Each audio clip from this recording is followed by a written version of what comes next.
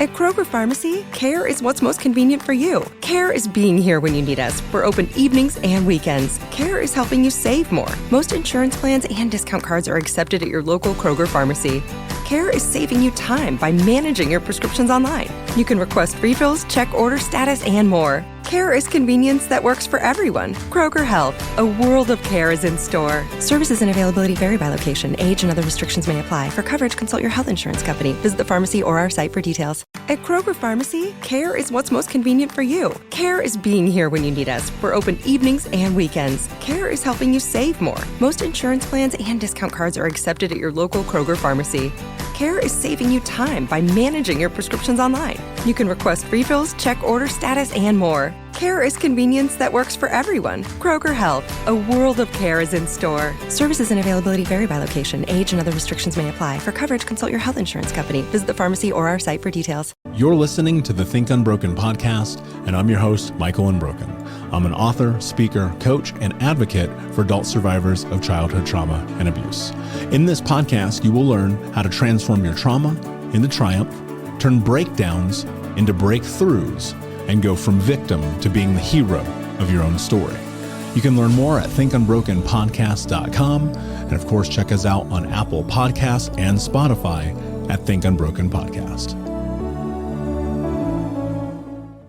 Hey, what's up, Unbroken Nation? Hope that you're doing well wherever you are in the world today. I'm very excited to be back with you with another episode with my guest, Dr. Caroline Leaf. Dr. Leaf, it is an absolute pleasure to have you here today. How are you, my friend? Oh, thank you so much, Michael. It's wonderful to be with you. I'm doing really great and very excited to have a conversation.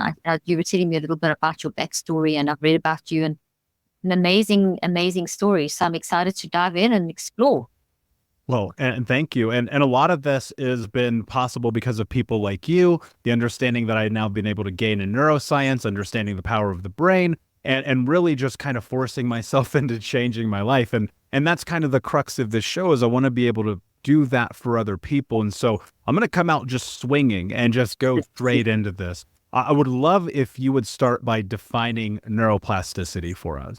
Well, that's a good place to start. So neuroplasticity is the ability of the brain, the ability of the mind to change the brain. So there's a very distinct difference here between mind and brain.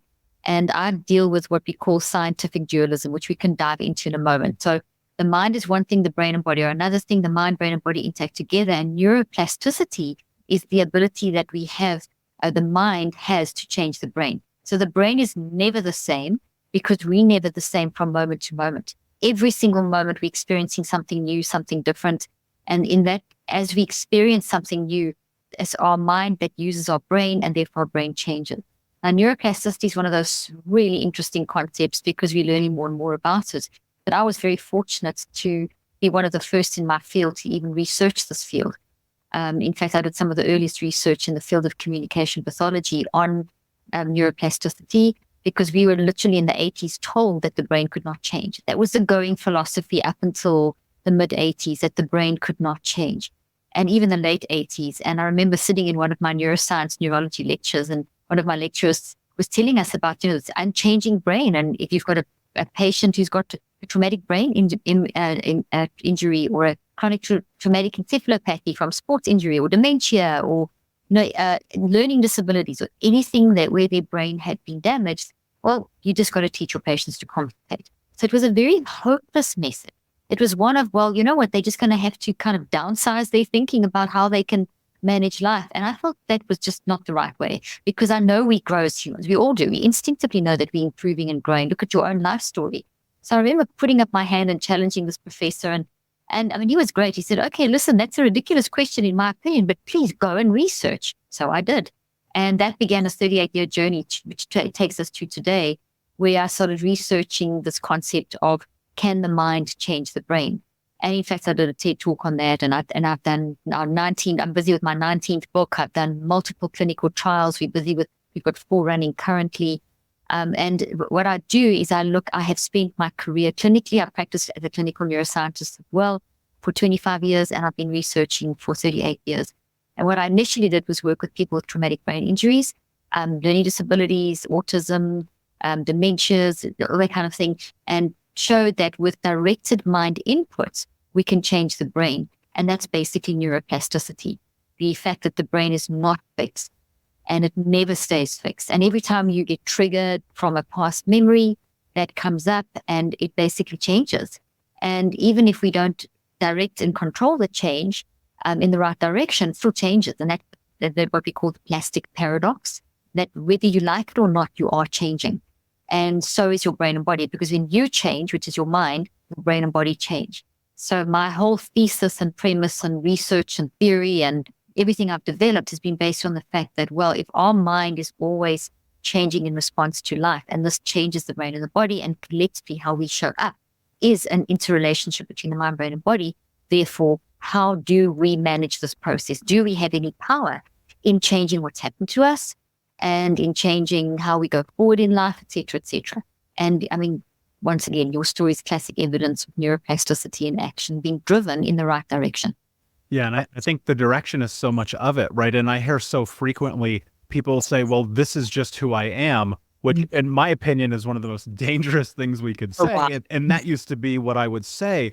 And what I'm curious about is, as people are going through this, it dawned on me probably within the last year or so, like so much of what trauma is, it's not the abuse, it's not what happens, it's like the theft of identity. And what I've discovered healing and going through this process and now working with so many people around the world, it's like, that's the thing we have to recapture. But I fear, Dr. Leaf, that people are just quote unquote stuck. And because of that stuckness, they can't seem to go into the doing. So for those people, like, where do you start when you're in this place? You're like, I'm stuck. This is my identity. This is who I am. Now, I'm really glad you started there, Michael, because it's a very relevant point. And what I believe a lot of the stuckness has come from is not understanding how to rewire the brain and understanding things like what is the mind, what's doing the work. When you talk about getting through our stuff, what does that actually look like? You know, who's doing the getting through stuff? Which part of us is doing that? You know, and that's when you start understanding those kind of concepts, it then gives you the power to get unstuck. You get empowered to change. So I've shown with my research, when you start understanding the power of the mind, and you know what, let me cancel that statement because it's overused. When you start understanding what it means to be alive, what it means to think and feel and choose, when you understand that, and when you understand how you can drive that you can actually control the messiness of your life, and that it's okay to be messy, but we just need to learn to manage that. That's when you become very empowered. And I showed with my research that you can actually get things like depression, anxiety, which can be so incapacitating, and which aren't illnesses. They're warning signals, but they are warning signals that can incapacitate us. But you can get those under control by a factor of 81, up to 81%, which is phenomenal, without drugs, without any kind of fancy tricks, just pure mind management. And that's where I have worked in for all these years. So yes, we get stuck without the understanding. So it begins with understanding what the mind is, what the brain is, which I gave a brief explanation in the beginning. And then it goes into how do we manage this process? How do we deconstruct and reconstruct? And what do we do? So here's a little model of a brain. And most people think the mind and the brain are the same thing. People will talk about them, and it's totally understandable because that's the languaging for the last 40 years. The languaging has been very much around the brain and the mind and the brain, but as though they're the same thing. We also get so many messages through the media that the brain is producing the mind, or the thoughts come from the brain. And that's not totally accurate, because if you did, nothing happens with your brain, it just disintegrates. So there's a huge difference between you and I having this conversation and the viewers and listeners and someone who's dead, because we are able to actually listen to each other and think and feel and choose, which are the three actions of the mind. Mind thinks, feels, and choose. Think, feel, choose, think, feel, choose. It's an ongoing 400 operations per second cycling that helps you to actually process and experience like this discussion, like everything you have in life, and process that, puts it into the brain. So the mind's very active. The mind is you. It's your ability to think, feel, and choose. And we have this ability to interact with life. We take that through thinking, feeling, and choosing. That's kind of the currency. We put that into the brain as a structural change. And that then sends a message to the body. And that's why it's stored in the body. And we can talk a bit about that with PTSD and complex PTSD and so on. And then that combination of mind, brain, body then produces you. So it produces what you say, what you do, how you show up. So if we take that process and we look at, okay, how am I showing up? I'm showing up stuck. I'm doing the same things, the same patterns, the same things over and over. So now we need to realize, okay, well, let me look at that pattern objectively. Let me stand back and observe myself and give myself grace and first say to myself, it's okay to be a mess. It's okay to be stuck. That's okay. That's how you're showing up. That's not who you are. That's not your identity, even though it may feel like your identity, even though you may feel like you've been stuck for years and years in the same thing, that you want to say things like, this is who I am. It's not actually who you are. It's who you are at the moment because of. There's a massive because of behind that. Your childhood trauma was a massive because of that, produced your initial part of your life, which then, you got to a point where you shifted and changed. And, you felt you were reacting to life, because when we have things happen to us, we wire that into our brain and we try and cope. And sometimes it's just so terribly painful, like you experienced, that we wire toxic coping mechanisms into our brain. So when an experience is wired into the brain in a toxic way, it looks like this wiry tree. All the proteins are misfolded and everything's all weird and wrong, versus a healthy experience. This discussion is a healthy thought that you're growing. This would be a toxic thought. And this impacts how you function. And it's a coping mechanism. The experience is in the roots. Like anything starts with a root and then grows. This then grows into how you see yourself. Then this collectively is how you're showing up. And whatever this is, whatever the story is, which in your case was all that trauma you experienced as a child, showed up, and it wouldn't have just been one, it would have been multiple of these, showing up every day in your emotions, your behavior, what you say, do, your body sensations, because memory builds in the brain and the body, and also your perspective on life. And those are signals that then impact your interaction with others, your relationship, what you do, et cetera, et cetera, et cetera. And when it's so painful, those signals are a coping mechanism that aren't always the most valuable. And especially when the more painful it is, the more we try and suppress. So medications, drugs, sex, whatever, alcohol, you name it, anything just to numb the pain.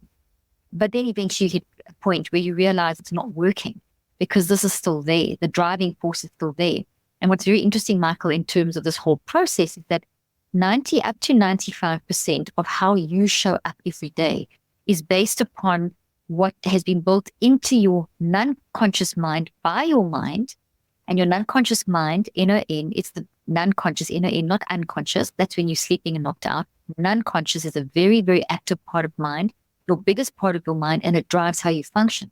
So basically, everything about every experience you've ever had has 95% of that, if not more, has wired in through your non-conscious, through your mind, into your non-conscious mind, and that's driving you. So 95% of how you show up every day is being driven by stuff that you weren't even consciously aware of building inside of you. Only between 1% and 5% of how you show up is consciously, where you've consciously focused on something, like choosing to stick on Facebook for hours or TikTok for hours or read so much negative news or whatever the case may be. So if we think about that, that means that a lot of how we are showing up through the signals are attached to an experience, are found in the root. These are impacting how we function. So we have to, and what we have as an ability as humans is to tune in to our signals in order to find what the signals are attached to, in order to to destabilize the neural networks, take the energy and power and emotional sting out of these by tracking down to the cause. You don't try and find out why. Like to try and find out why, for example, a child is sexually abused, or why what happened to you happened and the people in your life that hurt you. You're never going to understand, because they're coming from their own trauma. You're going to get very stuck trying to understand why someone did something. But you do want to understand, okay, the reason I'm back in with a relationship, or the reason I'm in the state of just constantly feeling like I'm panicking, or I can't sleep, I can't function, however it's showing up in your life, the pattern. There's a reason. It's because of what you've gone through. And therefore, I have to get to a point where I'm comfortable with the uncomfortable, where I recognize, okay, this is what happened. This is my story.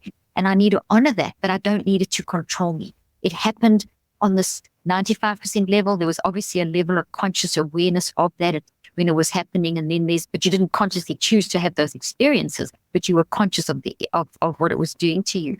But we don't always realize that the non-conscious impact of how these filter into how we show up in life. So if we can start training ourselves, and it's never too late, to self-regulate through looking at our signals to track to this thought, starting with the top part, which is our interpretation of ourselves and our identity, our value systems, how we think and feel and choose and see ourselves in relationships and all the rest of it, where that comes from. In that systematic process of going from the signal to the thought and working down your way down the tree, you then are systematically weakening the neural wiring in your brain. You're weakening the structural changes in every cell of your body, and you are weakening the gravitational field in the mind, because the memory is also in the mind. So it's in 3 places. So this systematic work over time weakens all those fields, and it doesn't take your story away, because what happened to you, it never goes away. But notice how I'm moving it down, and I don't have my small tree here, but I'm going to do to the point where you can hardly see it. As I work over time in the systematic way, I rebuild a new healthy version. So I can't change what happened to me, but I can change what's in me. And that is mind management, which involves the self-regulatory process, which we can develop. It's in us. It's part of our resilience, but we have to develop it. And it starts with us really giving ourselves permission. First of all, it's okay to be a mess. That's not who I am. It's okay to have negative. No emotion is an illness. No emotion is bad. Every emotion is telling us something. Let me embrace my signal in order to find the message, in order to reconstruct into something that I can handle. And that process over time. So let me stop there, and then we can dive into a little bit about the process. I'm sure you'd like to unpack something of what I've said. Hey, Unbroken Nation, we'll be right back to the show, but I wanted to let you know that you can grab a copy of When you need mealtime inspiration, it's worth shopping Kroger, where you'll find over 30,000 mouth-watering choices that excite your inner foodie. And no matter what tasty choice you make, you'll enjoy our everyday low prices, plus extra ways to save, like digital coupons worth over $600 each week. You can also save up to $1 off per gallon at the pump with fuel points. More savings and more inspiring flavors make shopping Kroger worth it every time. Kroger, fresh for everyone. Fuel restrictions apply. When you need mealtime inspiration, it's worth shopping Kroger, where you'll find over 30,000 mouth-watering choices that excite your inner foodie. And no matter what tasty choice you make, you'll enjoy our everyday low prices, plus extra ways to save, like digital coupons worth over $600 each week. You can also save up to $1 off per gallon at the pump with fuel points. More savings and more inspiring flavors make shopping Kroger worth it every time. Kroger, fresh for everyone. Fuel restrictions apply. my first book, Think Unbroken, Understanding and Overcoming Childhood Trauma, for free. If you go to book.thinkunbroken.com, you can download the PDF ebook version of the book and get everything that I know about the baseline of healing trauma for free, downloaded to your email right now. Just go to book.thinkunbroken.com to download your copy of Think Unbroken, Understanding and Overcoming Childhood Trauma for a PDF for your phone. Again, that is book.thinkunbroken.com. Yeah, for sure. Well, I mean, there's so many places that you can go in that, because there's so much depth and scope about this process. And the thing that came to mind is I heard this word, you used it a couple of times. You said control. One of the things that I fear so many people have come through traumatic backgrounds like me is they go, I have no control over this, and my life is a disaster. This is how God made me, and I must suffer. And I argue, well, that's not actually necessarily true. But one of the things in the lack of control is we seek to find it. And unfortunately, especially in this society, we seek to find it through prescription medication. We seek to find it through things that are not actually to our betterment, through the vices, to the drugs, the sex, the alcohol, the things of that nature. Where does control of your own mind really play a role in that? So this is also, you asking amazingly good questions. That the control is one of those words that when someone, and you can really relate to this, and anyone who's listening who's been in a dark place, and including, I mean, we've all got our story. When you're in the depths of despair, the last thing you feel like you have is control. And that's often where support from others comes in. But then there might be cases where you're in a situation which, Michael, I don't know your full story, but just knowing, working in years of trauma with people, sometimes there is no support. And so therefore you really are on your own, and you can't really see things. And at that moment you do feel complete. I mean, a child who's constantly being abused or going through the most horrific thing, where's the control there? And so that then is a child that will go into adulthood with most likely the coping mechanisms to protect oneself, which is, maybe they had to learn to fight back, or, as you say, numb the pain with anything that takes away their pain, and then enter us into our current society where people's stories are no longer really heard, except in a few environments like, the work I do, what you do, etc. You go into the traditional biomedical system, of which, I've been a part, but not in, I do it differently. Obviously, as we're practicing clinically, I'm coming from a different angle, but the traditional system is one of, okay, well, tell me your symptoms and let's find you a diagnosis and let's give you a treatment. It works beautifully for cancer and diabetes and, brain tumors and things like that. But when it comes to a complex childhood where there's been excessive trauma, just giving you a label and a medication is not going to fix the problem, because you have a whole bunch of these in your head that make you feel overwhelmed and out of control. So it is a slow process of educating and learning to dive deep introspectively into your wise mind. The wise mind, that inner knowing that got you out to where you are now, where you now are so in a state of wise mind, Michael, that you reach out and help others. And so that process is a process of empowerment. And it's a cyclic thing that happens over time. And it can be multiple ways. Either someone comes in your life and actually starts helping you, or you reach that rock bottom point and you manage to actually help yourself and pull out of it. There's different ways that will happen. But hopefully most people reach, and according to the research, oopsie, my little tree's falling over, 3/4 of people will actually reach the point that you have, where they've gone through complex trauma and will get through it with lingering effects. But those lingering effects do not have to be the effects that live with you for the rest of your life, because our current now biomedical model messaging is, okay, well, you are depressed because of a broken brain. Your brain is damaged, and that's it for life. So therefore, you need medication to fix it. If you have diabetes, you need insulin. So type 1 diabetes. So you get insulin, it restores, it heals the body. If you have a pathogen like a virus, like COVID virus, we now have antiviral that can start fighting it. So we can fight it like that. When you have a bunch of toxic experiences, it's as real as a COVID virus. COVID virus is made of protein. So is this experience. It becomes a protein tree-like structure in your brain. So your immune system is going to fight this just as much as it would fight the COVID virus. So this is very deep what I'm saying. And experiences from any stage of your life, don't just they're not wishy-washy, go away things. They are physical, structural, protein, chemical changes inside of your brain that look like trees. This is a thought tree that has lots of roots and branches, which are memories. So memories of the experiences coalesce into a thought structure. So this is a collection of a lot of data of what happened. Source over there, and the processing and the interpretation, the different, what happened, how you've processed it and coped, and in the interpretation and how that shows up in your signal. So when this is dominating, when we look at life through this, we do feel out of control.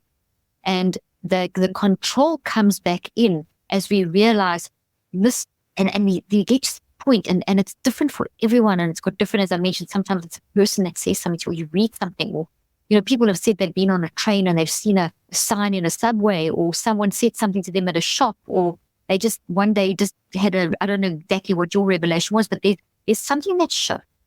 And when you get that shift, instead of this, there's a little bit of this, and then you start climbing up. And what I've tried to do with my work is help people to do that climbing in a way that doesn't make them go backwards, and in a way of understanding.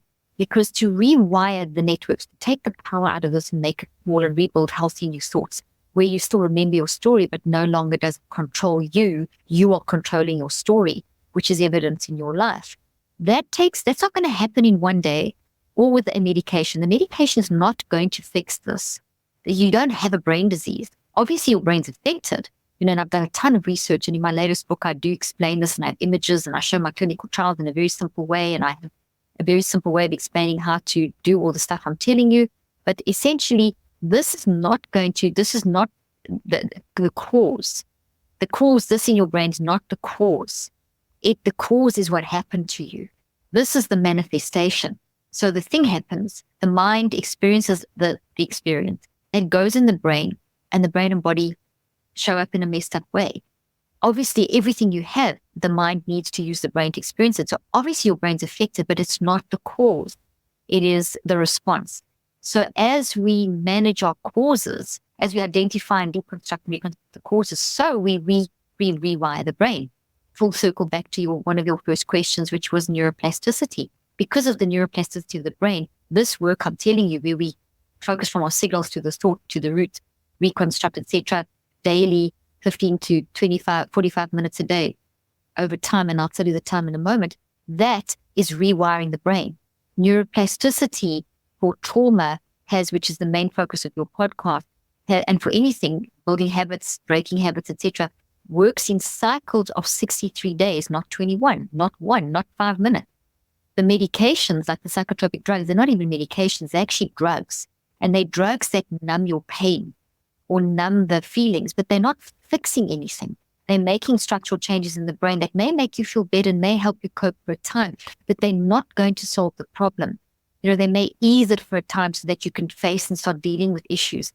But you need to know the side effects, and sometimes the side effects create more problems than what you actually need. Now you've got more problems, brain damage problems on top of the original issues.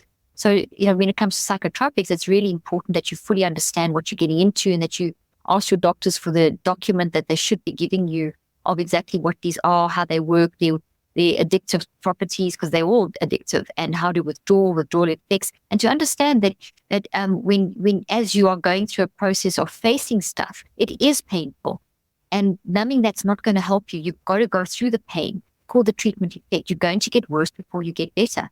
I've had some patients that start this process, and there's actually one of the stories in my book, Cleaning Up Your Mental Mess, of one of the patients in my clinical trial, who at day 1, no identity, totally depressed, etc. Long story short, by day 21, they were saying things like, I'm not depressed anymore. Day 1, I'm depressed. That was the identity. Life's falling apart, everything you can imagine going wrong. Doing this work daily for 15 to 45 minutes, and we can talk about in a minute what it is. By day 21, they were saying things to us when we brought them back into the clinic to do the evaluations and so on, the brain, blood, narrative, everything. They were saying, I'm not depression. I am depressed because of. That's a massive growth. Then they also said this, but I feel more depressed and more anxious, and I'm having panic attacks and I'm grieving. But it's different. I'm actually feeling human emotions, and those are valid emotions because they're starting to see what the pain was from. They have suppressed childhood trauma. In this particular case, this person had gone through terrible childhood trauma and had managed to suppress it for all these years and kind of functioned. It was falling apart. And because these are volcanic, eventually they will explode in your life. Eventually these things will explode. You can suppress for a certain amount of time, but they will eventually explode. And that's what had happened in this person's life.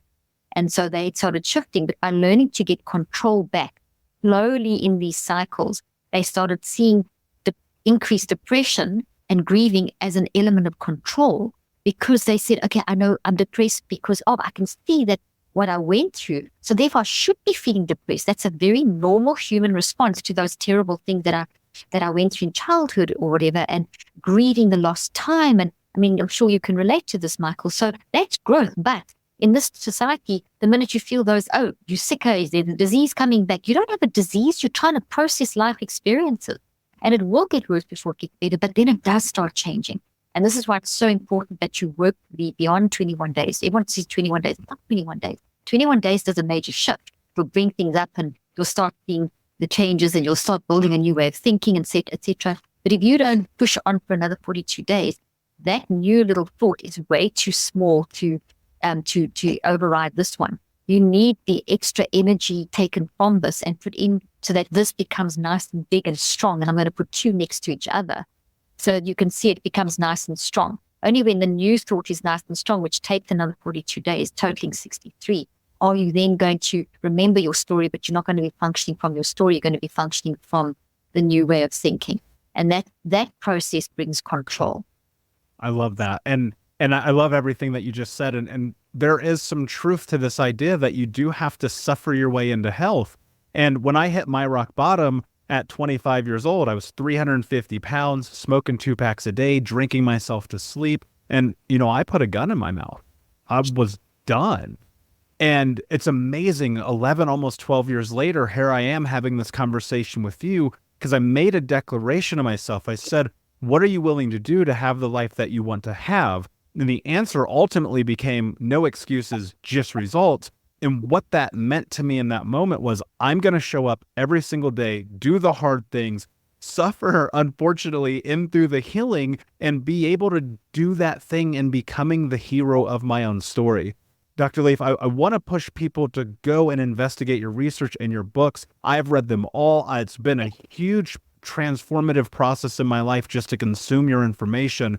For the sake of time, and I want to respect your time, I know we can't go into depth, but can you tell everyone where they can find you before I ask you my last question? Absolutely. Well, drleaf.com is my website. My social media handle, including TikTok, are Dr. Caroline Leaf. So I'm on TikTok as well. So all the normal platforms, Instagram, etc. I have a podcast called Cleaning Up a Mental Mess, where I teach you a lot of stuff. And then my latest book is this one, Cleaning Up a Mental Mess. And the app that I have is called Neurocycle, which pretty much takes all these systems that I've developed, which you do daily over the cycles of time, to help heal and rewire the brain. That's all been put into my app, which we're constantly adding and updating, and that's available on iTunes and Google Play. I think that's a good start. So, and of course, we'll put all the links in the show. And I have consumed all of this information. I can promise you it's been transformative for me. My last question for you, my friend, what does it mean to you to be unbroken? I love that question. For me, it's learning to recognize and accept that it's okay to be a mess. It's such a human thing that we have this messy part of our mind that's operating all day long because of our free will. And that's how we experience life and be messed. But in the messiness, accepting the messiness and giving myself permission to be messy, I can then repair and grow. And for me, that's what unbroken means. Accepting, giving myself the permission to be a mess and not seeing depression and anxiety or frustration or anything that I do that's stupid or whatever as, oh, that's the end of it. That's who I am. It's just, that's how I'm showing up. And this is how I can manage it. So mind management, along with accepting the mess and then managing the mess, is absolutely, I do my stuff all the time. I mean, I love this. The concept is called neurocycling, the 5 steps that are the system that I do every single day. And I'm always in a 63-day cycle, and then I use it all day long because day-to-day struggles. You can do the big stuff where you work on the big work all day long, and then you're facing stuff all day long. Things happen all day long. So I use the neurocycling in a version, and I teach you how to do that in the book and the app all day long. And that has helped me, Michael, to be unbroken. I really practice what I preach. I love it. Thank you so much for being here, my friend. Unbroken Nation, thank you so much for listening. Please like, subscribe, comment, share, tell a friend. And until next time, my friends, be unbroken. I'll see ya. Thank you so much for listening to Think Unbroken. Please share this episode with someone who could use it and help us move forward in our mission of ending generational trauma in our lifetime. And if you would, please take 5 seconds to pop on iTunes or Spotify, hit that 5-star, leave a review, and you can also reach out to us on social at Michael Unbroken or at Think Unbroken. And of course, you can check out our YouTube channel at Think Unbroken. Thank you for being a part of Unbroken Nation, my friends, and until next time, be unbroken. We'll be right back to today's show, but before we do, I want to let you know that you can get a free copy of my first book, Think Unbroken, Understanding and Overcoming Childhood Trauma, when you leave a review for the podcast on Apple Podcast, either on desktop or on your phone. All you have to do is go to Apple Podcasts, look up Think Unbroken, click follow in the top right, and then go and leave a review at the bottom. And when you leave that review, screenshot it and send it over to book.thinkunbroken.com, where you can upload your contact and mailing information, and we will send you a free copy of this award-winning best-selling book, absolutely free, including shipping. Just go to book.thinkunbroken.com to upload your screenshot review from Apple Podcasts for the Think Unbroken podcast. And until next time, my friend, be unbroken. I'll see ya.